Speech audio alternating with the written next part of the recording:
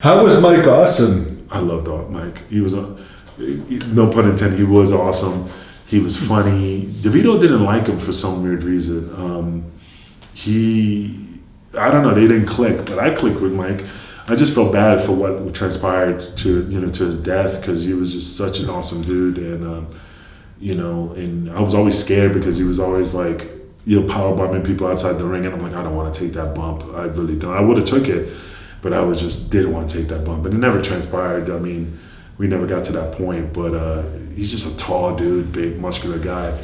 And then when he left for WCW and he came back to drop the belt to Taz at the arena, he came in with the fucking security from WCW. Doug Dillinger. Yeah, Doug Dillinger and all them, and he came through the audience. So he had a room somewhere in that building, and he comes through the audience, climbs over the rail. Him and Taz, fight it out, and then Taz pins him, and then he climbs over the rail and goes out through the door.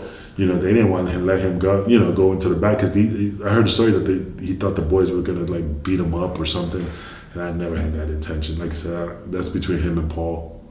Yeah, were you guys surprised because Taz was in WWE at that time? That whole night was so bizarre. Like, you have a WWE guy against a WCW guy in ECW. Well, yeah, but I guess Paul had a good relationship with WWE, and he wanted to use Taz. So yeah, it was weird, WCW versus WWE at the time.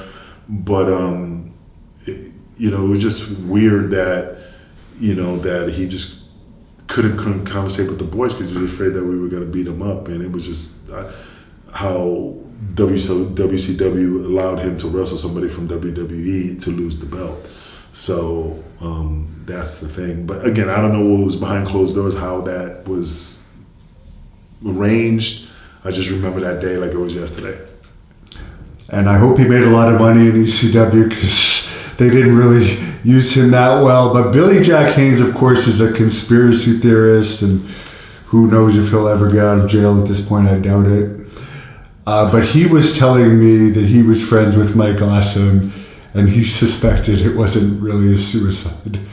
And I'm not laughing at that. I'm just laughing at Billy's conspiracy theories. Do you think there's any possibility of that? No, I don't think so, man. I mean, I heard stories that he was having problems with his ex-wife, and it was just a lot of drama in that. And in this business, man, you just have a lot of pressure, and I don't know what was going through his head and what happened, but I don't think there was no conspiracy. Like, wow, who would want to off him off? He was just such a nice guy.